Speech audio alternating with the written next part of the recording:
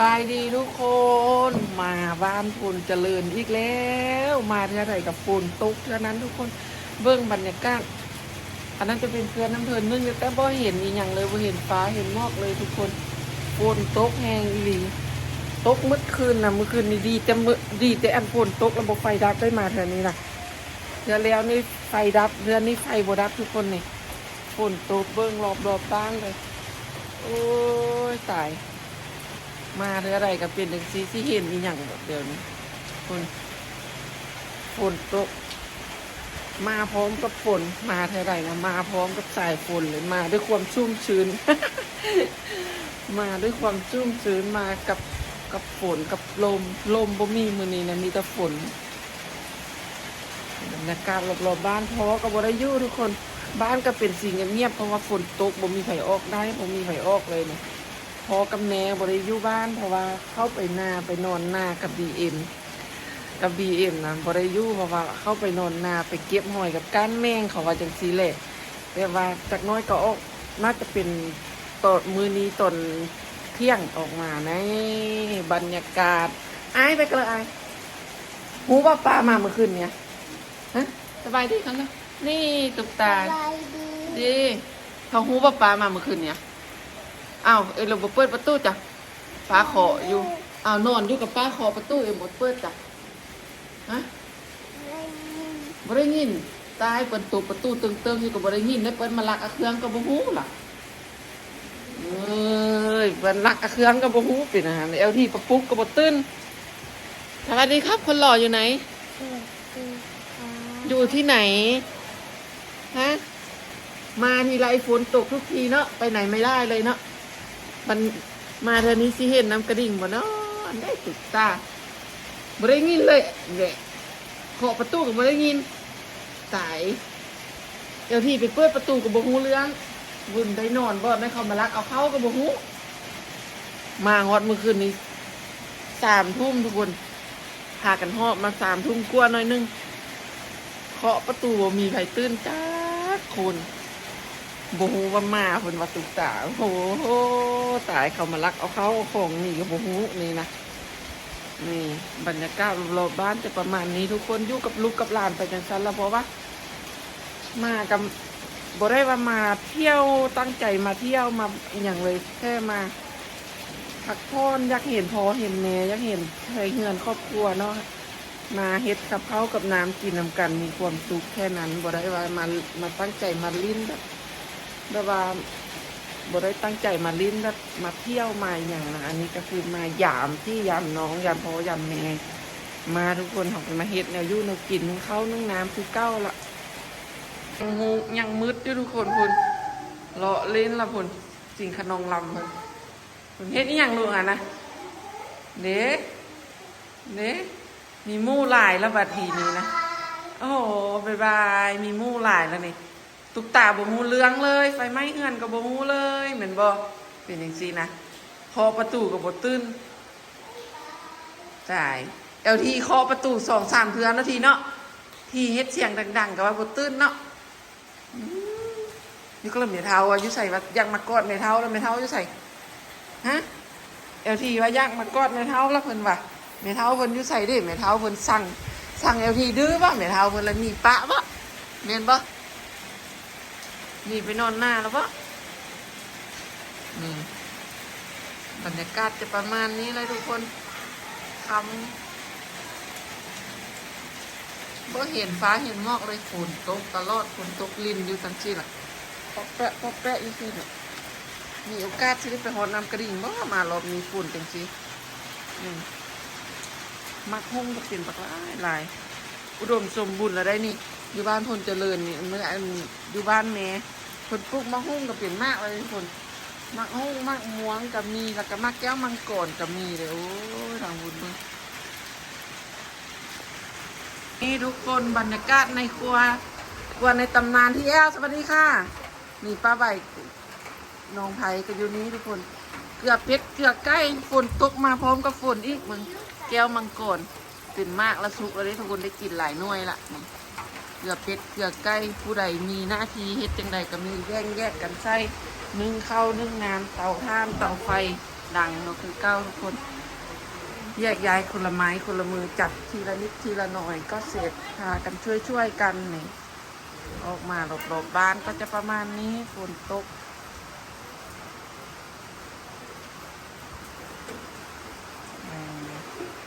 บรรยากาศในบ้านคักคืนคึกคืนเด็กๆมีความสุขเยอะตัวหลังตกลงทันได้ทีเอา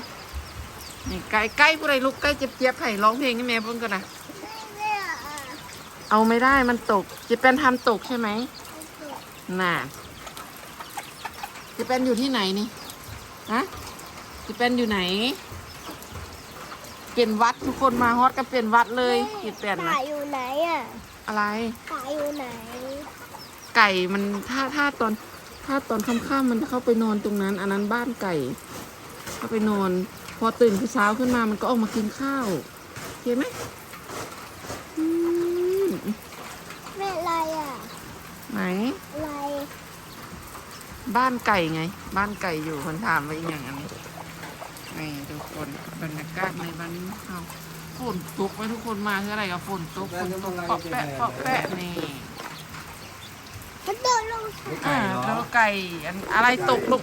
อะไรตกใครทำตกฮะพี่เอลก็มาได้นี่สิพี่เอลสวัสดีค่ะแล้วน่าทำแล้วครับโอ้เจ็บแก่นน่ะคือคัดแค่คือหูจะควมถ้าเจน่ะกันยืดในคุณน่ะเจ็บแก่นจะวีเข้าช่วยเข้าได้ทุกคนมาฮอดหูควมได้เจ็บแก่นนี่ไม่ แบนไส้เข่า ทุก ว่า คนเบิ้ง สวัสดีครับยัน ครับผมแล้ว สวัสดีครับ ครับผม แบนจะใส่ ทุก เข้า คนมาบ้านมากันครบหน้าครบตาทั้งน้องสาวน้องเคยเพราะว่าในตำนานของเราพากันจับคนละไม้คนละมือทำกับข้าวตื่นเช้ามันก็พากันกินข้าว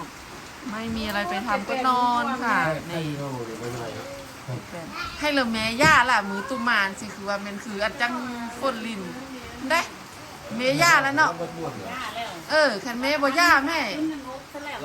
ราขึ้นไปติดเราอ่ะ มือหมานสิบายเลยคือมาทางลินนี่ อันนี้เราก็ติดเป็นเครื่องเลยติดเป็นไก่ ดีแม่เจแปนน่ะเจแปนช่วยเขาเจแปนหูจักควมไหมทุกคนนี่ โอ้มันต้องติดข้างบนหรอกมันติดข้างล่างมันก็ต้องลงเดิมมันต้องติดข้างบน ทำแบบนี้ไม่ใช่ พี่ด้วยเอาพี่ยังไม่หน่อยพี่ได้อยู่หน้า โบเจแปนโบรีบโบเคยเห็น อันนี้ บรรยากาศในบ้านทุกคนพากันช่วยทำคนละไม้คนมือทำกับข้าวละกินข้าวก่อนสองคนนี้เฮ็ดอีหยังนี่นะฮะเขายุ่งเงินครัวช่วยเขาเฮ็ดอย่างนี้นะยามทึกกันได้นี่นะสองคนนี้ทุกคน ตีกันขึ้นมากับแมวนี่ แต่ว่ายามทึกกันนี่พี่เล่นน้ำกันเอามอมเฮ็ดนั้นเฮ็ดนี้ได้ยามทึกกันนี่ลิ้นไปลิ้นมาครับพิดใจกันจังใดก็มีได้นี่ขึ้นมาตอนใดนะแต่เวลาทึกกันนี่ลิ้นน้ำกันดีๆคุยกันว่าซันหูเหลืองทุกอย่างเลยนี่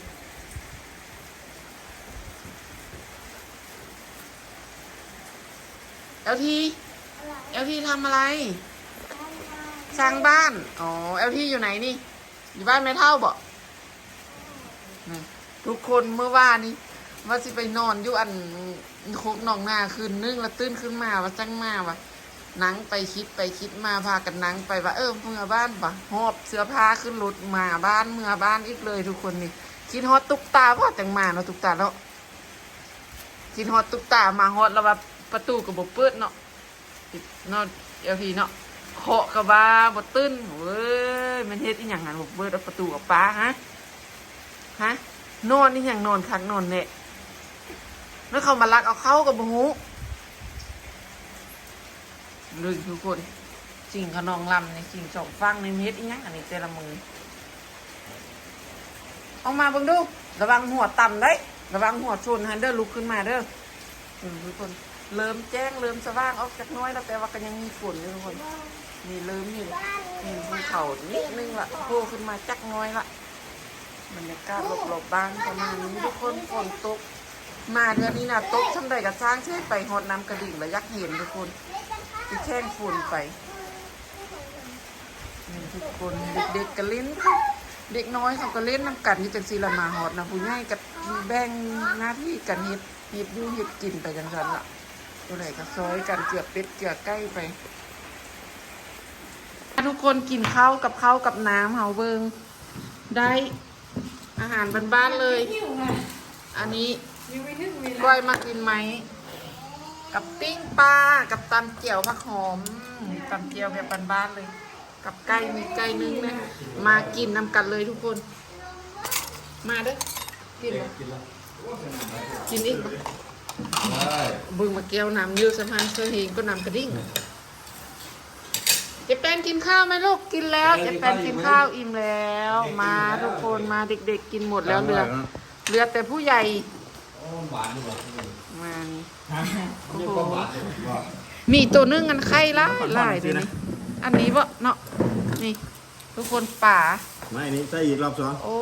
มีจานเลยจัง ไข่เต็มท้อง แค่รอบเดียว นี่เอาไข่ออกมาแล้วไข่ป่าจำเจียวก็ละทุกคนของหมักด้วยเจียวนี่ เอาไปเป็นตัวหรือตัวเอา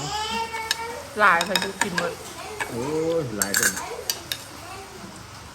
มันเดี๋ยวหักเลยลูกปิ้งมานอนแล้ว แค่น้อยแล้ว ป้าเลยเนี่ยมากินข้าวน้ำกันเลยทุกคน มีน้องชายน้องไพที่ว่าทุกคนมื้อนี้กับฝนแม่ฝนยังบ่ทันอันหยุดเลยนี่บรรยากาศรอบๆบ้านกับฝนตกมักม่วงกันอย่างหลายคือเก้าทุกคนนี่ใบอันนี้แม่ทีเด็ดเลยงามทุกคนนี่เดี๋ยวจะให้เบิ้งบรรยากาศรอบๆบ้านเล็กๆน้อยๆเพราะว่าฝนมันตกไปใส่กับบ่ได้ทุกคนนี่มักม่วงเป็นบักล้าอยู่ในบ้านต้นน้อยๆนึงเอามาปลูกกระโดดเลยทุกคนเดี๋ยวมาเบิ้งกันว่าสองเคยของเฮ็ดอีหยังเนาะก็สิมาเบิ้งสิมาเลาะเบิ้งว่าเฮ็ดอีหยังกันพากันเฮ็ดอีหยังมาบ้านแม่เฒ่ามาบุกบ้านมาบุกเมืองพากันเฮ็ดอีหยังให้แม่เฒ่าเดี๋ยวสิพาไปเบิ้งเด้อทุกคนเด้อนี่บรรยากาศทุกคนงามแหงแต่ว่ามันฝุ่นไหมเหลียวไปทางใดก็อันตามอยู่เขียวรุ่มอยู่นี่มาเบิ้งกันสิไปจอบเบิ้งว่าสองเคยเขาเฮ็ดอีหยังกัน มาเบิ้งกันพากันเฮ็ดอีหยังอันนี้สองเคยนี่เคย101กับสกลนครพากันมาเจอกันแล้วบ่มีหยังเฮ็ดทุกคนมาม้างบ้านแม่เงินแม่เท่าบัดนี้มาคุดแต่ขุมขี้ขุมตุ๊ดอยู่นี่บ่ได้ไปใส่มาใส่ละ ช่วงไม่เท่าก่อน นี่ ผู้ก็ตรงก็จะเจ้า วิศวกะทุกคนกะเอา เรื่องเบิ้งว่าเดี๋ยวอยู่ข้างหน้าครับอันนี้มันแบบโมเมนต์ชักโครกแต่ว่าถ้าเราชักโครกมาตั้งมันจะพอดีเลย แต่ว่าอันนี้มันเป็นส้วมหรอกส้วมไม่เท่าอะไรฮะเฮ็ดอะไรไม่ดีนะ เฮ็ดดีๆเลยทุกคนงามแฮงเพราะว่า อันนี้ผมไม่เท่าเลยนี่ผมพิเศษผมไม่เท่า เพราะว่าเข้าหน้าฝนเนี่ยมืออื่นน่าจะได้จะเข้าได้เนาะใส่ได้เลยเนาะ ก็ได้ใส่เลย นาน จองคิ คว น ไว้ เล้ง ย เล้งจองคิวให้สาวเฮ็ดให้แม่เท่า น่าจะเป็นคิวแรกเตรียมตัวไว้รถมือ นั่นห้องนี้ได้ป่ะห้องนี้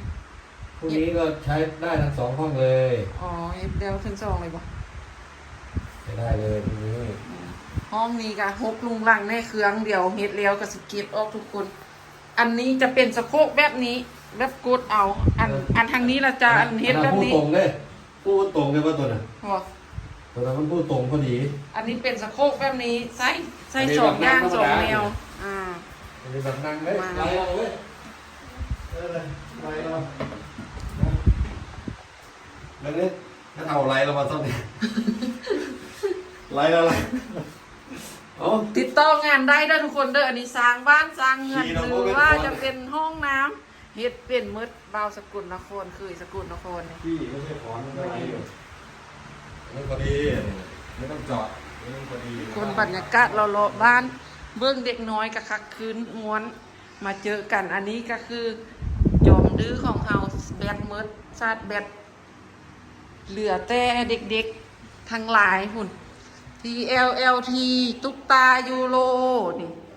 อยู่ข้างนอกพากันเฮ็ดอีหยังเนาะพากัน มา กินมาม่าอร่อยไหม อร่อย อร่อย LT อยู่ไหนนี่ กินมาม่าชมบรรยากาศบ่บรรยากาศฝนตกบ่มาตอนใดกับฝนตกฝนลินเนาะพากันกินแล้วเก็บเมียนเด้อนี่ทุกคน ยูโรทำอะไรยูโรพอพาเมื่อบ่เมื่อได้ยูโรน่ะอยากลิ้นน้ำมูเพราะว่ามูหลายเป็นบ่น่านเล่นกับมูหลายๆคนม้วนบ่บันนี้นะยูโรนะม้วนบ่ อ้ำกาปาอินไดเลยเลิกกาทิ้งรถทิพย์เลย น่าโอ้ยเก่งเด้อยูโรนี่เนาะบ้านกับใกล้ๆกันเด้อทุกคนเนี่ยบ้านเพิ่นอยู่หลังแรกหลังที่สองกับเมียนบ้านเพิ่นยูโรเพราะว่าเป็นบ้านเป็นเฮือนป้าลูกพี่ลูกน้องกัน ฮิโร่ออกกำลังกาย โอ้ยูโรออกกำลังกายมาเอลทีกินอะไรเอลทีน่ะโอ้เอลทีกินมาม่า ข้ายืด ขาใหญ่แขนใหญ่เรายูโรออกกำลังกายมาตุ๊กตากินอีหยังตุ๊กตาเบิ่งปากตุ๊กตานะกินอันเพชรไรหันหรอบ่อยากกินลายมาม่าพากันกินข้าวเนี่ย โอ้โหขาเอลทีก็ใหญ่ทุกคนดูป้ากับลุงดูขาเอลทีใหญ่ๆเลย เบิ้งบรรยากาศรอบๆบ้านทุกคนโอเคนี่ใช่ปะครับนี่ อันแต่พี่ออกกำลังกายสิ น่าโอ้เอลทีก็ออกกำลังกายขาใหญ่ผู้ใดแข็งแรงพร้อมนี่ทุกคนให้เบิ้งบรรยากาศก็จะประมาณนี้คืมๆบ่เห็นอีหยังผู้ตาลวัดก็บ่เห็นเลยบ่มีหยังเลยแม่ทุกคนนี่เพิ่นก็เลยบ่ได้ออกไปใส่แล้วก็ซื้อปูนซื้ออีหยังมาตั้งแต่หุ่นเมื่อวานนี่ก็เลยเพิ่นพากันเฮ็ดห้องน้ำมื้อนี้นะไว้ออกไปทางใดเลยฝนมันตกมากห้องก็เป็นมากแล้วทุกคนนี่ แต่ก้อนบ่มีเลยเครื่องปลูกตะไคร้งามแม่ปลูกไว้นี่มะเขือก็มีมะเขือก็เป็นมาก มีพักหอมมีพักอีหยังอันนี้พักบัวละพาปลูกไว้รอบๆบ้านมีพริกทุกคนมีต้นสุรสพร้อมกับปลูกไส้แนวยากแนวกินนี่เราปลูกไปทุกคนมีอย่างกับน้ำบ้านน้ำเมืองเขาก็เอามาปลูกไว้งามแนวยากแนวกินหากินจะกินได้ง่ายเพราะว่าเฮากับบ่ได้ไปตลาดถามว่าตลาดมันไก่บ่อยู่ตลาดผลเจริญมันก็บ่ได้ไก่เลยทุกคนขานเวลาเฮาเฮ็ดกินมันบ่มีเฮาก็สิได้ออกไปตลาดจังซี่นะอันนี้เฮาบ่จำเป็นต้องออกตลาดเลยหาวัตถุดิบเอาที่เฮาปลูกไว้เฮาปลูกไว้เลยเฮาปลูกไว้เบิ่งมักม่วงกับมักนะใหญ่ลูกใหญ่ๆเฮาปลูกไว้เฮาก็เอานั่นแหละมาเฮ็ดประกอบอาหารการกินเวลาฝนตกมันจะบ่ได้ไปมาลำบากนะโอ้โหเอาทีทำอะไรนะฮะทำอะไรฮะนี่ไม่ทำอย่างนั้นเดี๋ยวตกไม่ได้ ว่าอีอะไร เป็นหยัง อีอะไร นี่บ่ได้กลัวข้ามหูบ่ยูโรกับอินน้ำเพื่อนบ่ต้องเบิ่งหรอกโทรศัพท์แล้วป้าบ่ฮู้กลัวบ่ฮู้จิรหัสอะไรนี่บ่ซื้อรหัสอะไรบัดนี้ มีตาวัด ในตาบอดกลัวเก็บไว้ซะเด้อเล่นน้ำมูซะ โอเค ตา นี่ทุกคนมาเบิ่งบรรยากาศรอบๆบ้านจะเป็นเงียบๆเงาๆแน่เพราะว่าอีหยังเพราะว่ามันฝุ่นฟ้ามันก็อันนั้นนะทุกคนออกไปใส่มาใส่กันยากลำบากนี่บรรยากาศนี่ทุกคนบรรยากาศกระจะปานมานี้ถ้าเบิ้งว่ามืออื่นมือนี้กับบ่าย2บ่าย3แล้วถ้าเบิ้งว่ามืออื่นนี่ฟ้าสิเปิดให้เห็นภูตาลวัดบ่มือนี้ยังบ่ทันเปิดให้เห็นเลยถ้าเบิ้งว่ามือต่อไปนี้มันสิเปิดให้เห็นบ่เพราะว่าฝนตกตลอดเลยแล้วสิเฮ็ดให้แดดออกให้ได้ไปเบิ้งน้ำกระดิ่งบ่มาลุ้นกันเลยทุกคนมือนี้ประมาณนี้เลยมือนี้นะที่เห็นเลยเพราะว่าฝนมันตกมืดคืนมือนี้กับมือคืนตั้งแต่มาสุดที่แล้วนี่ก็ฝนมืดคืนมามือนี้คือกันเอาที่มาฝากช่องให้ป้าหน่อยเลยสวัสดีครับก่อน สวัสดีค่ะ อย่าลืม กดไลค์ กดแชร์ กดไลค์กดแชร์ ให้ป้าเปิ้ลน้องเจแปนด้วยนะครับ ให้ป้าเปิ้ลน้องจีแปนด้วยนะคะ สวัสดีครับสวัสดีค่ะ สวัสดี บายเนาะ ค่ะ บาย บ๊ายบาย สบายดีจังเห็นจังเลยสบายดีเว้าเป็นบ่ สวัสดี โอเคยูโรบายเร็วยูโรสบายดีนี่จังเลยสบายดีบายสบายดีเร็วตุ๊กตานะ สบายดี นี่ตุ๊กตากลับมาสบายดีบายทุกคนไว้อกไว้มือนะวัดสีเห็นว่านำกระดิ่งวัดฟ้าสิเปิดให้เบิ้งบ่อนะสิได้ลงไป บ๊ายบายไปละ